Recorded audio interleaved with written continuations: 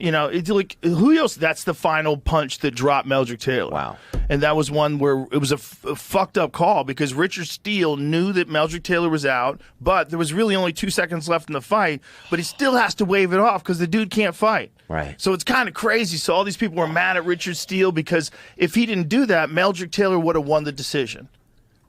So he stops the fight with like 2 seconds to go. How many seconds was it when he called the fight off? I don't think I'm exaggerating when I say 2 seconds. Might have been 5 seconds. And what would you do in that situation then?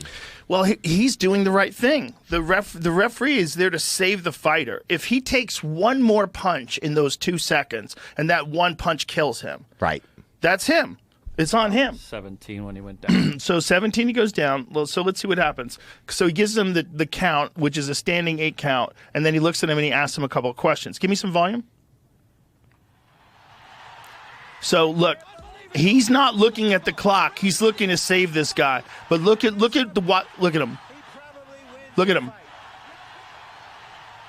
Wow. He looked him in the eye. He wasn't there. 3 seconds left. But he's doing the right thing. He's doing the right thing. It's crazy if there's 3 seconds left, but he is doing the right thing. Because a referee's job is to make sure that they stay alive. Yes. Protect the fighter. Because a Protect fighter the wouldn't fighter. make the right choice, you're saying? Right. That's why a referee has to protect the fighter from a cut.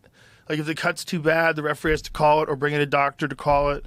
There's some times where the referee, it's a judgment call, and sometimes they get it wrong because they're human.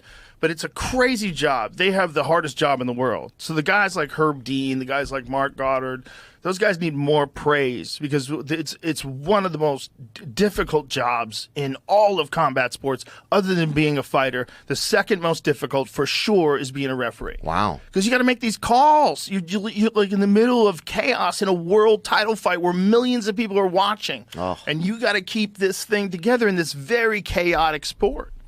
That would be so tough.